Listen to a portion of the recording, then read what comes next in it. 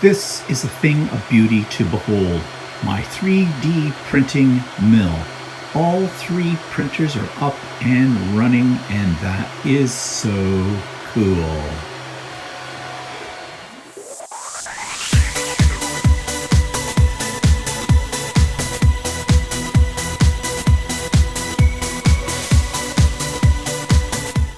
Good morning, everybody. It's Stephen here for Bland Designs and the Idiot Quilter, and welcome to my weekly vlog for September the 20th, 2021, one day away from the first official day of fall.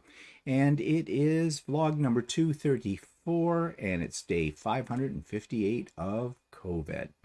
So let's jump right into it and let's talk about what's happening today. Well, exciting day. Supposedly today, although they haven't called me yet, but according to the tracking information on the freight company, our long arm quilting machine is supposed to arrive. So that's exciting. Now we're ready for it. We've got everything cleaned up, everything ready to go. We just have to put it together when it gets here. That's about a 3-hour job. And then start playing with our new toy.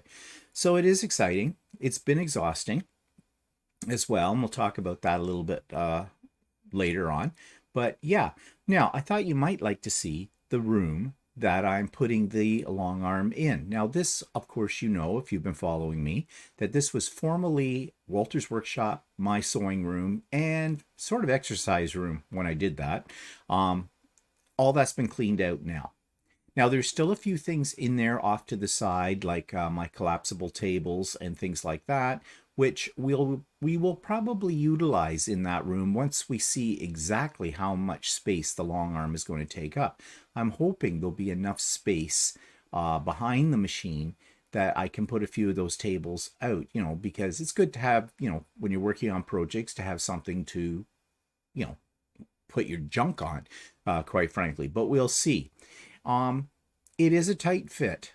But we've done a lot of measuring, and we're pretty confident that it will fit in there no problem. It has to fit in there with no problem. What else can we do about it? So I'm going to insert just a very short little video clip here showing you what this room looks like. Now, it's not a pretty room, okay? I warn you of that. Okay, so here's where the long arm is going to go. This used to be my sewing room in here. It is now all cleaned out. You can see the treadmill that was in here folded up in the corner is all gone as well. Now I've left my paints and things on these shelves because they won't interfere with the long arm. And we're just keeping a few of these things. We don't know what we're going to need as far as drawers and that. And a lot of these could fit underneath the long arm, we think. But we're just hanging on to those for now. Now I have a pile of tables here, which I'm not getting rid of, but I'm hoping that they'll be able to stay in this area as well. So as we look around the room, this half was Walter's workshop. And you can see the table saw is gone, and he's cleaned up all of this area here. He still has his workbench to clean up as well. The fridge will stay here because we think we've done some measurements and there's enough clearance for it so that we can get into it when the long arm is in here, and this filing cabinet will probably stay as well. On the floor, we've taken up any carpet that was in here. I had a big area rug here in my sewing area. We've taken that, we've rolled it up. It's actually over there in the corner. We're hanging on to it for now, but we felt that the concrete floor would be better for leveling the long arm as well. And then we're going to look into getting some cushioned types of mats, sort of industrial strength ones, for standing on when we're quilting, because this floor can get really cold and it's not that comfortable if you're standing for long periods of time. So this is what the area is looking like. It is ready for the Lucy, and she arrives right now, as far as we know, on Monday. So the room awaits for the long arm to arrive. And yeah, last I looked on tracking, yesterday it was in Buffalo, New York. So I guess it'll be making its way across the border and arriving here. It says on the tracking information that it's supposed to come today. But I also thought that I read, and I'll have to go back and check my notes, that they said, the APQS people said that the freight company would call me 24 hours before it was to be delivered. I'm kind of hoping it comes today, as they say it's supposed to, because I got a busy day tomorrow, but I also have a busy day today. In fact, the whole week is busy as I get ready for the big retreat. More about that later on. But now I'm going to turn our attention to the YouTube channel of the week. And, you know, during COVID, we've all been limited as to how far we can travel. And one of the places on our bucket list to go to someday is Japan. And lately, I've been watching this particular YouTube channel because it talks about all the unique and interesting things about Japan. Specifically, it seems to center, or the ones that I've watched, on Tokyo. And it is someone who lives in Tokyo, although he doesn't seem to have any kind of Japanese accent, speaks English very clearly. So I suspect he's actually an American who is living there now. It's called, the YouTube channel is called, and I probably won't get his name right, Paolo from Tokyo. So here's my review of that YouTube channel. This week's YouTube channel of the week is something a little different. It's called Paolo from Tokyo. Not sure if I'm saying his name correctly, but this is someone, he has an American accent, so I'm assuming that he is an import into Tokyo in Japan. And on this particular YouTube channel, and especially if you like travel or you like to study other cultures, you're going to like this because he talks about all things Japanese. He talks about things like day in the life of a typical Japanese worker, a delivery worker, a Japanese game. He talks about different things like products that are unique to Japan, food in Japan, accommodations in Japan, all kinds of really interesting things. And because Japan is someplace I would like to go to sometime in the future, whenever that is, when we can travel again, I find this really quite interesting. Japanese culture is so similar in some ways to Western culture and yet so very unique on its own. So you may want to check this out if you're interested in all things Japanese, and it is Paolo from Tokyo. And the link for that YouTube channel is in the show notes below. There's also a link for all the things related to the Idiot Quilter Retreat coming up this weekend, September 24th and September 25th. There's also a link there for a detailed explanation of the retreat if you haven't seen that yet. And that link takes you just to my Google Drive, so it's a PDF file, very easy to download. The Zoom links, as I said, are in there for the cocktail party. Cocktail party is on this coming Friday, September 24th, 2021, starting at 7 p.m. Eastern Standard Time. And then the next day is the retreat itself, starting at 9 a.m. Eastern Standard Time. So those links are there, and I'll probably say something more about that near the end of today's video. So let's, oh yes, there's also a link there for the latest version of the Idiot Quilter, episode 132. I give you a more detailed update about what I've done with the sewing room. And there is a link to So Chatty, episode 26, and we talk all about the ins and outs of purchasing a long arm machine. I mean, it is a very major expense, as you know. APQS has made it very, very easy so far. So we talk all about that kind of thing in episode 26 of So Chatty. So that takes me to what's pissing me off this week. Well, I think I told you last week about the problem I had with Visa when I was trying to pay for the long arm. In a nutshell, I called Visa in advance, told them there was going to be this large amount in American dollars put on my Visa card, and I wanted that to go through. I didn't want them to block it because it was a legitimate purpose. They said, great, thank you for letting us know. We'll make a note of it. They did, supposedly. Then when I was trying to pay for the long arm, it didn't work. The Visa blocked the purchase. I had to call them again. I had to get that sorted out. Somebody had put the information in the wrong spot. I had to go to the bank and verify with two pieces of ID my identity. And I've had a Visa card for 40 years from the same bank. So I was ticked, but I got it sorted out. Everything went through fine. But this got me thinking about something that affects everybody, no matter what country you are in the world. And that's the whole banking system. Here in Canada, we do have regulations on our banks to a certain extent. But the problem is they're banks. They make the most money of any corporation in Canada. I know. I have bank stock. So when they put up their fees, which they do all the time, and the other things they do, I get dividends. Yeah, sure, fine. But I don't know if the dividends outweigh the amount I'm paying for their services. Now, I do all my banking online. I seldom ever step over the threshold of a bank. I haven't even been using an ATM machine since COVID got started. I pay for everything on my Visa card or on our MasterCard. I pay it off. Both those cards we pay off every week. We never carry a balance. Credit card companies probably hate our guts because they're not making any money off us, because that's how they make their money. They charge you interest on anything that's overdue. So they don't get anything from me. And that's on purpose. Well, I do that on purpose for a couple of reasons. I don't like carrying debt. I like to be debt free.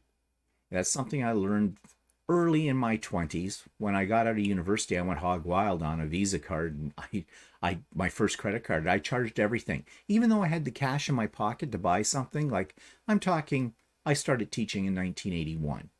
I would go out on a weekend and shop. And I was a clothes horse. I would buy all kinds of clothes. I'd put it on credit card. I'd buy simple things like, say, a record album. Yes, it was 1981. We were still buying our music on records. And records in those days were like $4.99 for an album, or $5.99. Well, that wasn't a lot of money. By today's standards, if you increase that with inflation, yeah, it's like $20. But I'd just put that in the credit card. I'd go out to eat with friends. And it didn't matter where I was going. In fact, when I went out to eat, I'd drink too. And I was put it all on a credit card. It was not uncommon for me at the time, being a fool, to go out and have dinner with a friend, have wine, have beer, whatever, a cocktail, a cocktail. No, I was in my early 20s. It was more than a cocktail, and I'd charge it. And then it got to the point where I lost control of that. I was starting to pay the minimum monthly balance, and it was getting higher and higher. And I was basically digging myself into a hole. And what ended up happening was then I met Walter. And Walter had a very different idea about money than I did, possibly because of his European parents' upbringing. And he basically said, well, we bought our first house, or we're trying to buy our first house. I had to get out of debt. I did. To this day, I don't remember how I did it. I think it involved a loan, and it was a loan that came from one of those finance companies at the time where you paid an exorbitant amount of interest. But I managed to do that. I managed to pay it all off because it was important to me and to my relationship to Walter that I get that house. And ever since then, I have been debt free. Well, we had a mortgage. We've had a couple of mortgages, one on the first house, one on this house. But then I had a financial plan. So I learned from that. But I'm kind of digressing from what I want to talk about, because I want to talk more about the way the banks have a control over this. And I guess what I'm saying is it is very easy for you to allow the banks, and when I say the banks, I mean the credit card companies as well, because they're all one and the same, because the credit cards are all owned by the banks. My Visa is called the Royal Bank Visa. That's a major bank here in Canada. So once you're in debt to them, once you're beholden to a bank or to a credit card company, your life is no longer your own. They control everything. They control your credit rating. So if you need to get a loan for a car or a mortgage or something else that comes up, they'll make you jump through flaming hoops to get that. You may get not as good of a interest rate if you owe them money because you're now a risk as far as they're concerned. Banks are really good, as we all know, and credit card companies, they're all good at taking our money. They're not so good for paying out money, like interest rates. I opened up what's called a TFSA, which is a tax-free savings account. And you're allowed to put so much money in that in a year, and it's tax-free. I opened one of those up when I retired because I got a large lump sum called a gratuity, retirement gratuity, which was something that you sort of paid into over the years. And it was meant for teachers to be able to have some money to afford healthcare insurance above what we get from our provincial government. Because once you've retired as a teacher in Ontario, you have no benefits, none whatsoever. I had benefits when I was a teacher, dentist, doctor, all that kind of stuff. Well, those all kind of dried up except for what the province would pay for. And the province doesn't pay for as much as anybody from outside of Canada might think. Yes, we have universal free health care, but there are some strings attached. And I talked about that one time way back on one of these vlogs. So again, I'm circumventing my main subject, banks. So, they yeah, that kind of account, that interest-free account, I had some money in it for a while. It paid about 1 or 2%. Now it pays absolutely diddly squat. I think it may be 1% or less. I have a savings account and I have a fair amount of money in that savings account. And I'll tell you how much interest I get every month on it. At the most, 10 cents. Yes, at the most 10 cents. Now, when I first opened that account and put the money in it, I was getting a lot more interest than that. Another example, my mother, when she sold her house, I opened up supposedly a high interest savings account to put some money in. It was well over $200,000 she has in that account. She was making every month on interest of that over almost $200 or more a month. You know what she makes now? And this is just a few years ago, like about 4 years ago when I opened that. She makes $10 and change a month. That's how the interest rates have changed. Yet, the banks record record profits every quarter. Well, why are they making record profits? Because they are charging us for everything. The accounts I have right now in my bank are seniors accounts. Supposedly they waive the monthly charges. Well, if they didn't waive the monthly charges on one of my accounts, it would cost me $30 a month to have that account. That's ludicrous. That's absolutely ludicrous. The banks make so much money, literally. I picture bank managers, the CEOs of these corporations, just rolling in rooms full of money. They can burn it. They can use it to light their cigars, all that kind of stuff. Do they need that much money? No, they don't. But it's like each bank is in competition with another bank to see who declares the highest profits. Now, another reason why the banks get away with this is because our government doesn't regulate them. Not in that way. Oh, there are regulations to protect us. Our regulations are probably better on our banking system in Canada than they are in, say, the United States. However, the government needs to do more, especially when it comes to credit cards. The interest rates on credit cards, if you were to carry a balance, are like something like 20, 21, 22%. I can see why people easily can get into debt and never get out of the hole. I mean, it's opened up a whole new industry here in Canada where you see advertisements on TV now for companies that will help you get out of debt. I'm really not sure how they do that. I don't know if they create a budget for you. I don't know if they consolidate it all into one low interest loan of some sort. there must be some kind of tricks. But I was a fool when I was young with my money, and I learned from that.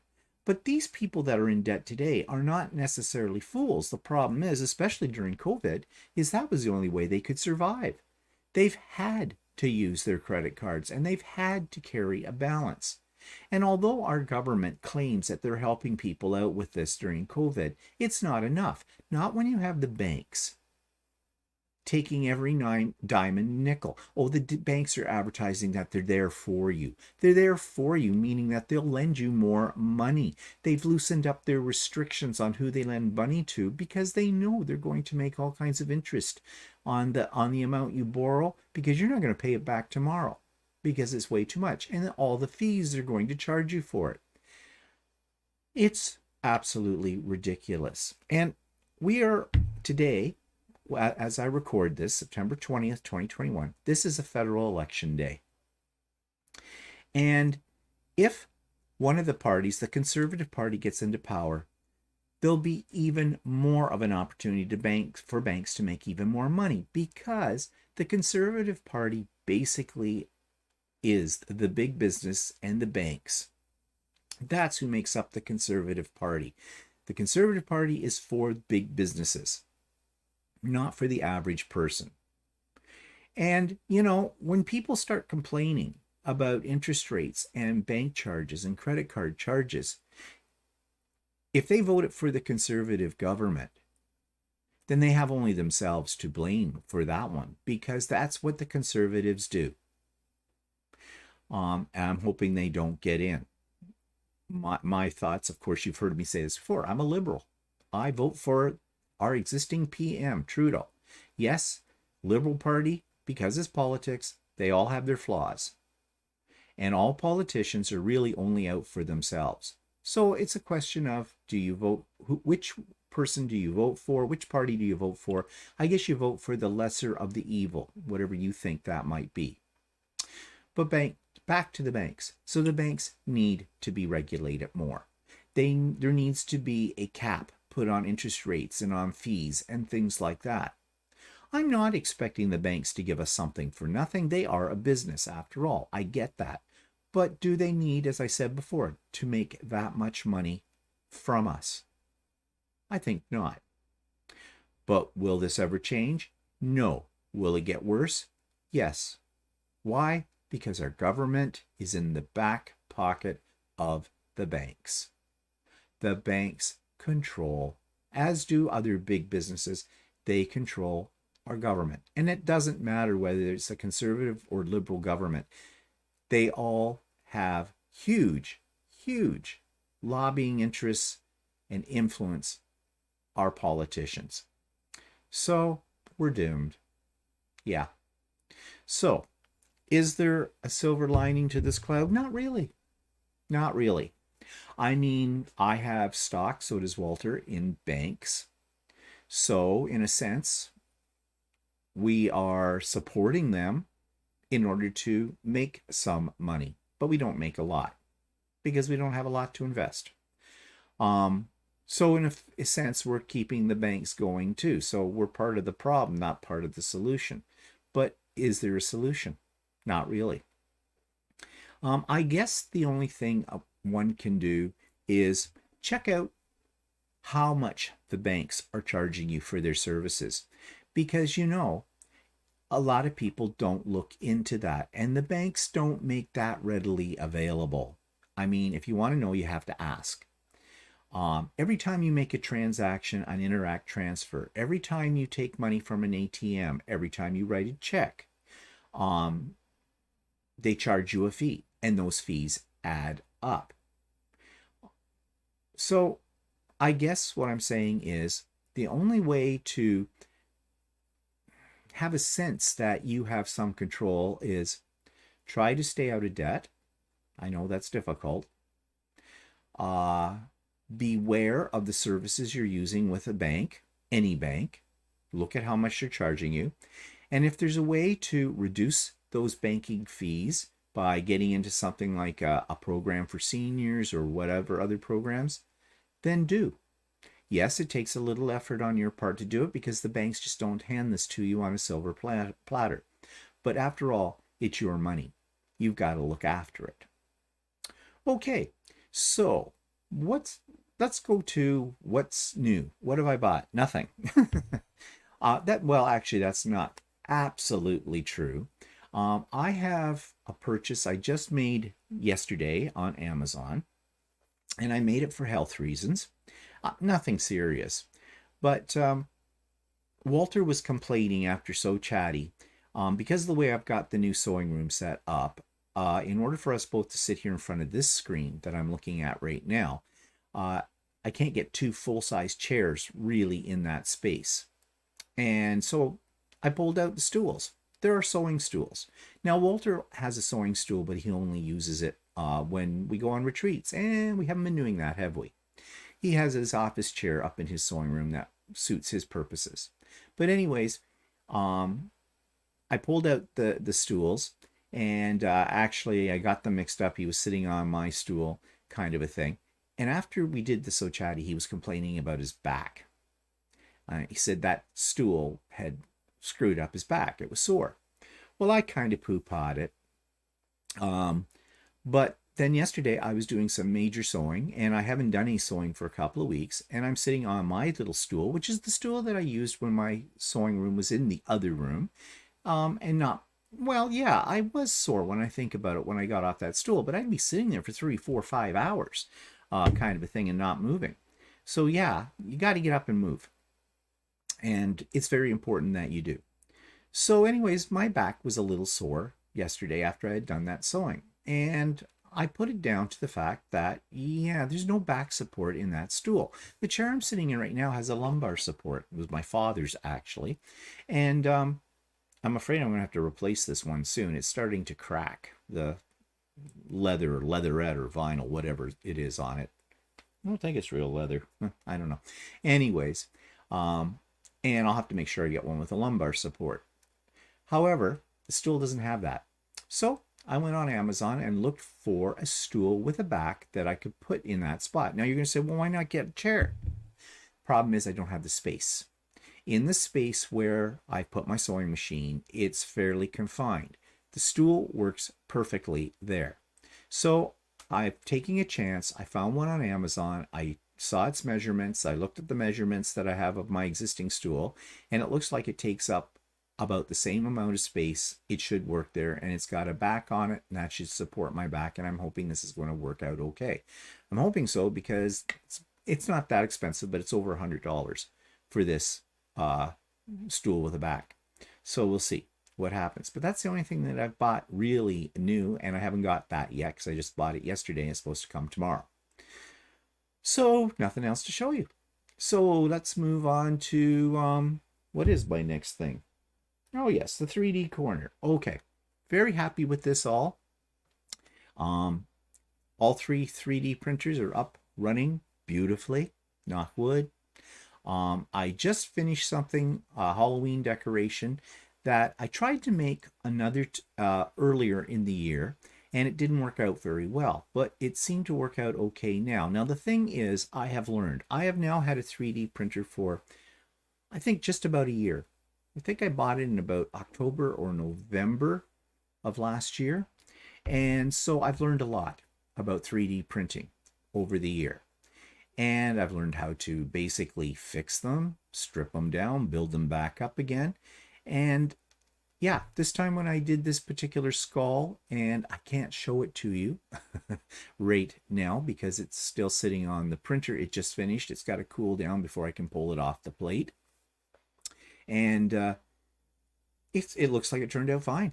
No problems. I have been printing some bits and pieces of things over the last few days since I got everything up and running, and everything's been working fine. So I'm very pleased with that, and I hope it continues to do that as well. But that's about all I can say about long arm printing. I'm just looking here at my notes to make sure I didn't leave anything out. Oh, I did buy for the 3D printers. I needed to buy another UPS, an uninterrupted power supply. I have 2 out of the 3 of them hooked up to each have their own UPS. Now I thought I could get away with plugging two of them into one UPS, but that's not working. It's the wattage or whatever is not high enough, and it was just resetting the UPS. So I bought another one. So I have three of them now. So each printer has its own UPS, and I'm just waiting, and I think they come tomorrow for another set of LED lights to mount on this newest, although it's old, 3D printer. So I have a lot of lights in this room. And they're all, I explained this yesterday on Stephen Walter Live, they're all on a type of Wi-Fi remote control. So I can control most of the lights in this room by using my phone, the app on my phone. And I love these little things. And I did review them a few weeks ago or something, the Gourd Sound or something they're called. You get them from Amazon. You get 4 of these little plugs that you just plug into an outlet, then plug in your device, your light, whatever, and hook it up through the Wi-Fi app. It's very easy. And now you can control everything using your phone. That's kind of nice. I've also installed lights on either side of me over here, which gives me a little better lighting when I do this. I've also, and you can't see them, but there is a bit of a glow on my fabric shelf. I installed 2 lights over there that come off the top of that shelf and focus on my cutting table because I need it more light. There are a lot of lights in this room. Now I do have windows in this room. I have 3, but only in the early morning do I get sunlight because 2 of those windows face the east. By noon, there's not a lot of light directly coming through those windows. And this is in a basement, even though this basement is a raised basement, you know, it's still kind of dark. And as you get older, your eyesight isn't quite as good, so you find that you do need more light. At least I find that. So yeah, I've got a lot of light. I also have a lot of cameras in this room. Each 3D printer has its own independent camera, again, controlled by Wi-Fi and an app on my phone. So wherever I am in the house, and even if I'm out of the house, I can check my 3D printers. I even have the 3D printers hooked up to those little things I was talking about that run from the Wi-Fi, so I can turn them off. If there was an emergency, I needed to turn the printer off for some reason, I could do it from my phone, from wherever. So yeah, it's a high-tech room.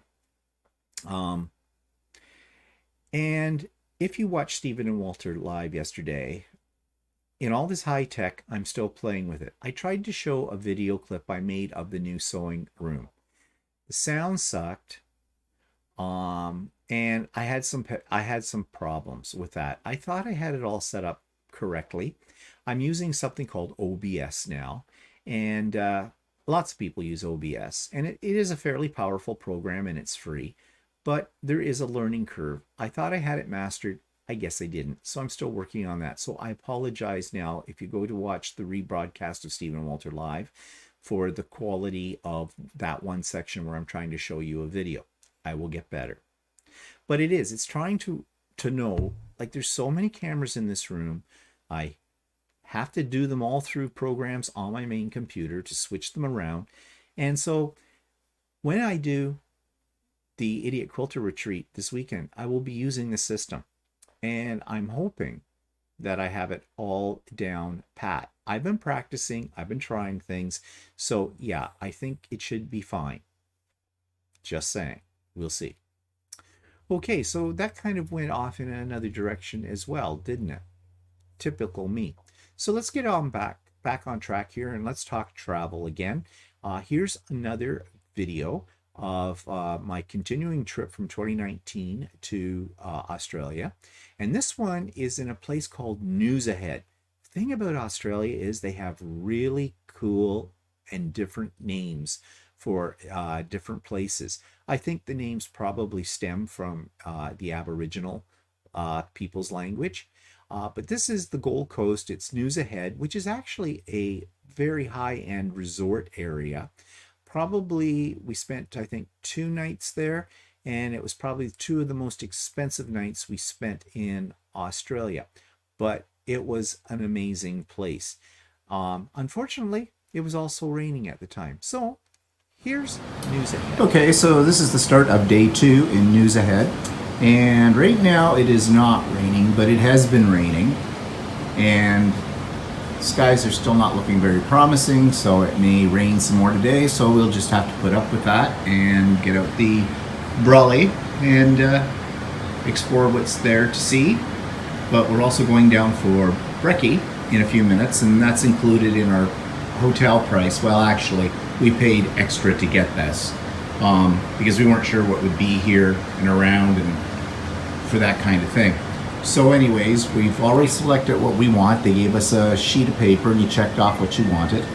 And I think Quilter's having the bacon and eggs, and I'm going to have the pancakes with lemon curd because it sounds interesting.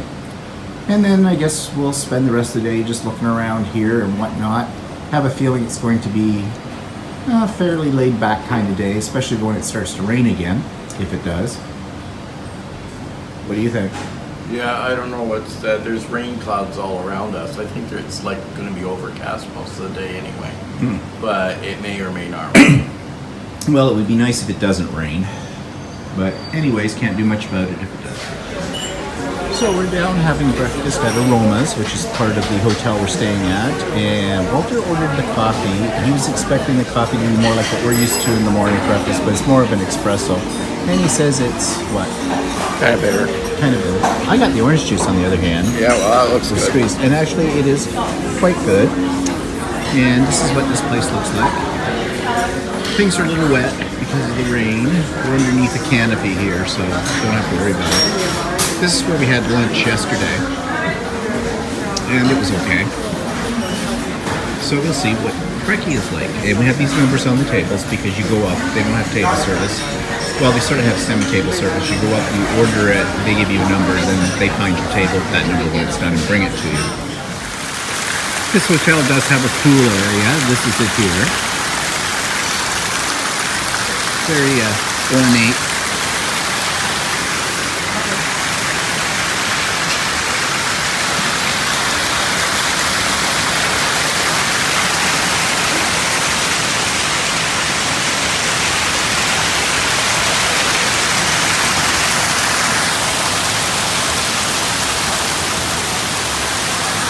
Very nice hotel, but as I said, it's $300 a night, so it should be nice. So this is the main street of Noosa, and you can see there's a lot of stores and restaurants, things like that. And if you're a lady who likes to shop, there'd be lots here for you, not so much for us. Lots of clothing stores, jewelry stores, that kind of thing.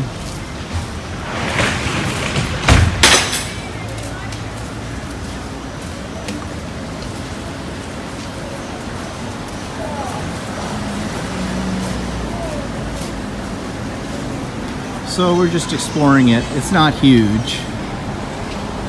But it's very big to walk around and stuff like that too. We're just in the main street, but there's all kinds of other stuff around too. So we'll see what we will see. And here's something you don't see every day. See this tree? See these look like bean pods? There must be a seed pod on them. But they're huge.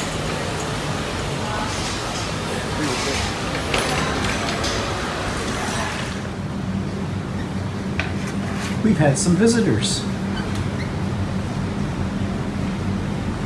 Aren't they pretty?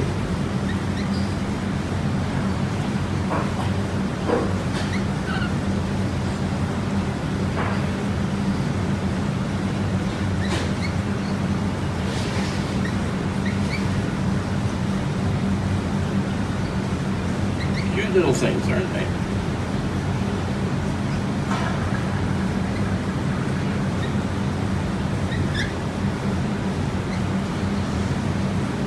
Sorry, we don't have any nuts. Yeah, no nuts. No seeds. No seeds.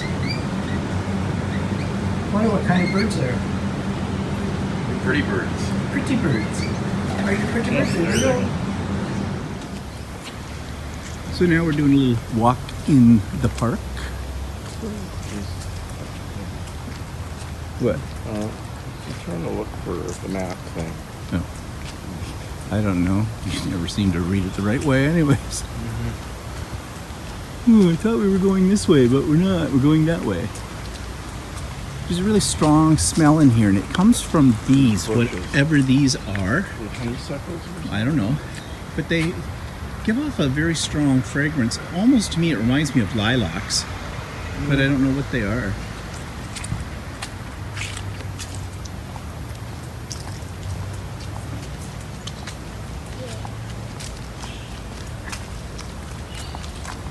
Now, first glance, you might think you're walking through a park in our end of the world until you hit something like this, and you know you're not in North America anymore, at least in Canada. Well, no, you're not. You're not in the north. North, yes. I mean, you could be in Florida. Yeah, but you true. won't see any eucalyptus trees there.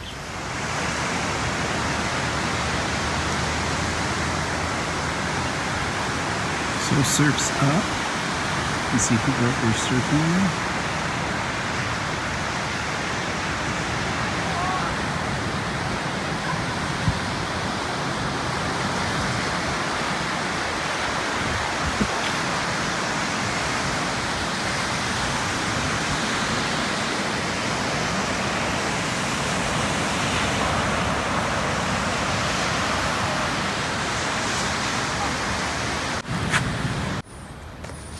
Some more of those weird looking, whatever they are.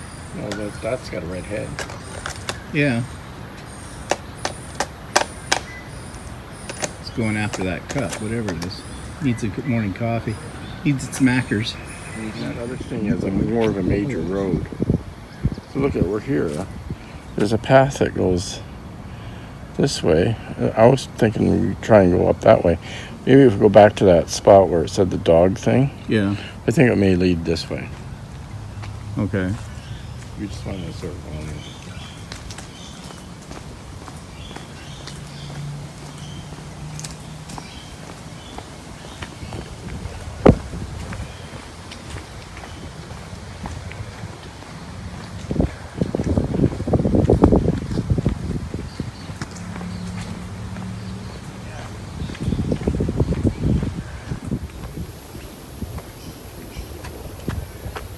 Oh no, we've hit a fork in the road.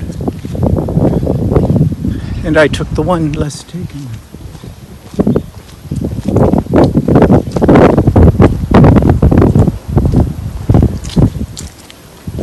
So you get an idea of the flora and fauna of News Ahead. Oh no, it's getting darker. Oh, tigers and lions and bears. Oh no, tigers and lions and bears. Oh no. Where the storm clouds are. Probably right overhead of us. Nice skirting us.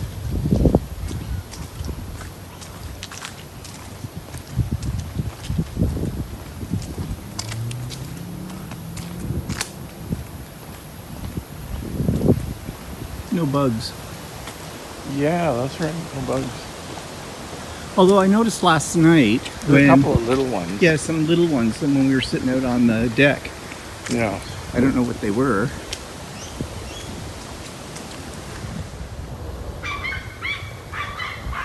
You are now entering a dog off leash area. Puppies! Look at puppies. We can see puppies. Why don't they ever have cats off leash areas?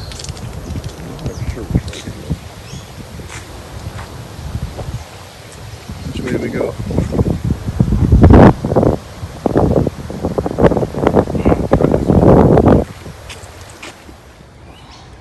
Now here's something really kind of strange. I don't know what kind of tree this is or what those things are that are hanging off it. It's a dick tree. Look like, yeah, right. Look like bugs. They look like giant worms hanging off it, parasites or something, but they're not. I guess they're just part of whatever this kind of tree Kind is. of a root. It's kind of like Putting out, maybe it's putting out, what do they call it? Not shoots, but suckers or something, or yeah, they look like roots. well, definitely.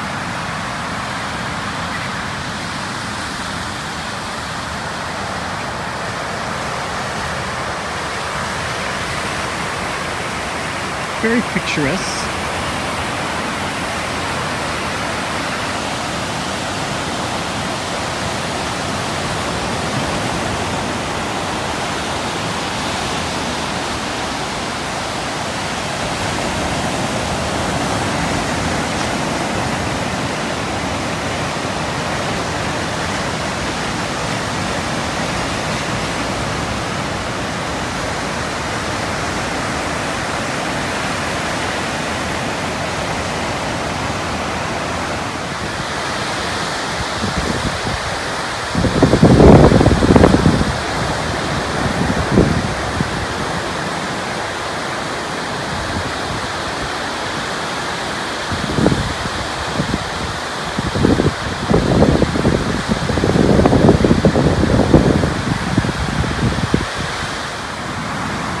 Some fungi on the tree.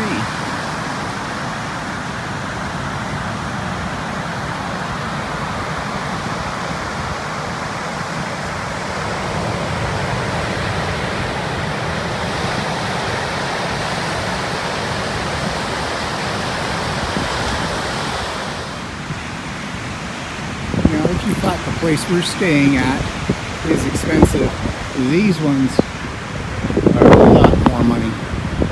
But of course, you've got a beach view, nice balconies, pools. I mean, where we're staying, not quite a lot. Yeah. Now, mind you, all of the rentals might be condos. Could be. Maybe a VRBO.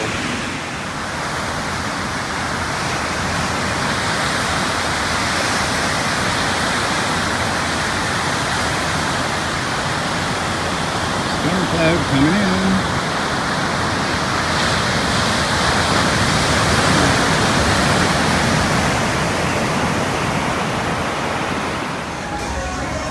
So we stopped here for a couple of beers and we're getting some snacky kind of things.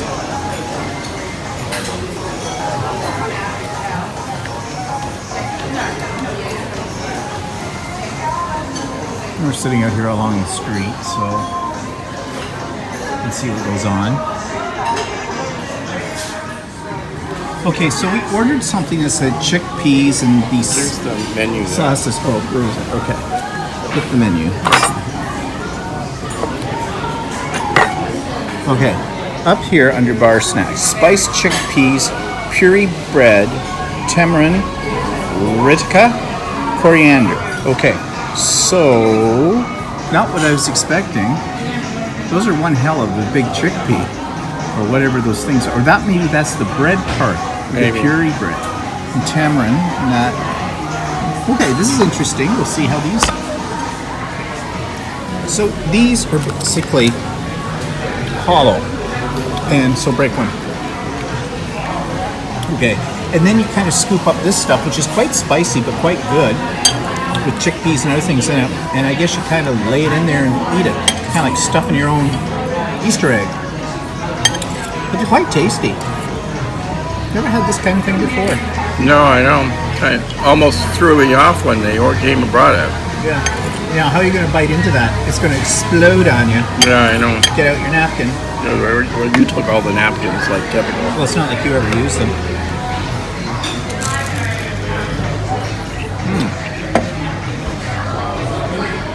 Quite tasty. And then we had beer battered fries that came with ketchup and with aioli dipping sauce. Kind of good. There's quite a few of them here. I mean, a basket of these was $11 for that, and then as you can see, we polished off that chickpea thing, which was delicious. That was about $12, which isn't unreasonable. And Walter's just going to have to get us 2 more beers. Now the beers we're having, these are not pints. These are considered schooners, which are, we figured that out once, more like 3/4 of a pint. Yeah, something like that. They're more than half, but less than a full pint. The price isn't too bad considering where we are. These are about $7.50 Aussie a piece. So we came back to the room after having what we had for lunch, which was actually quite filling. And Walter is screwing around with his phone on Facebook and swearing and cursing to himself because he can't figure out what to do with it. Well, it keeps bringing up my camera roll now. I don't know why. Well, I don't know. Got me. What are you trying to do? All I'm doing, I was trying to share the bird's picture on my Facebook from yours. Well, I don't know. I don't know how that works. But anyways, so tomorrow we're driving back to Brisbane to the airport. We have one night there because the next day we're catching our flight to Cairns. And but we'll probably stop at the Australian Zoo unless it's pouring like crazy. Check that all out. And yeah, surprise of the day was that chickpea thing with those piri bread things that they called them, those big balls. That was kind of interesting. Kind of like that. But anyways, so that was today. So that takes us to events of the past week. Update on my mother. She looked good on Tuesday when I did a FaceTime with her. She was in her chair. She didn't have oxygen on. And yeah, she had some color in her face and she was fairly coherent. So I thought, well, this is looking really good. However, later in the week, my sister went over for a physical visit and she was back in bed. My mother was back in bed with oxygen. Now, the funny thing was, though, my sister was able to have a conversation with her, and some old guy kind of wandered in and said hello to my mother. Well, my mother, according to my sister, I've got the hiccups. According to my sister, my mother kind of lit up. Ooh, mom's got a boyfriend. Not.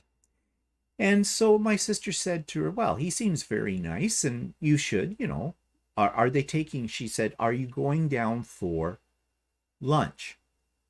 And my mother says, well, no, they never invite me. That's not true. Although I got thinking about that when my sister had said that, and I think what my sister may have meant also was that she was said to my mother, why, you should sit with him when you have lunch. And my mother, then I think my mother said, well, I'm not invited. So I don't know if she meant he had not invited her or whatever. But when my sister made that comment about him, my mother kind of gave her this pissy look that only my mother can give anybody, which means she's not impressed. So, go away. You don't know what you're doing. You don't know what you're talking about. You're being a pain in the ass. So anyways, that was it. So we'll see. I go tomorrow over to have a physical meeting with my mother, see her, and we'll see what she's like then. I don't know what to expect anymore. I just take it one day at a time. And that's what I told my sister, because my sister gets very uptight about this. Nothing we can do about it. So what else? Of course, we're sitting here shivering in anticipation about the new long arm coming. The long arm will have a name. It's actually called a Lucy. That's what APQS calls it. We're going to call it Juicy Lucy. Why? Because we can. And we are both still very sore. Walter has a couple of sore arms and a back. I have a sore back. I'm covered in bruises. Cleaning up, decluttering, rearranging furniture, all this kind of stuff is not for men our age, I have found out. Yeah, I'm not 20 anymore, for sure. So, well, we'll get over this. Okay, so of course, before I finish off, just again, this weekend, September 24th, 25th is the Big Idiot Quilter Retreat. I hope you can join us. You can just drop in on it anytime you want to. I am sending out, for those of you that have already let me know that you are coming to the retreat, I'm sending out the agenda for Saturday. I do have a special guest speaker. I do have a sort of a make and take, and we're going to have a show and share, and I have a slideshow, and I have another interesting video about quilting and stuff to show. So I've got a really packed day, but there will be lots of time to work on your projects as well. So don't worry. I haven't packed so much stuff into this that it's like a seminar or something. It's not that at all. It is lots of time to work on your projects and to, talk to other people that are on here and share ideas and, general chit chat. It should be a lot of fun. to break the ice, on the 24th, Friday, at 7 p.m. Eastern Standard Time, we're having a cocktail party. So bring something to show, bring your favorite drink, bring your favorite snack, bring your party face, because we're having a party on that particular evening. All the links are in the show notes for the whole thing. So I hope to see you there, and I'll report back next Monday on how everything went. We'll probably report back on Stephen and Walter Live next Sunday as well. Okay, so I hope you have a great week. And what more can I say?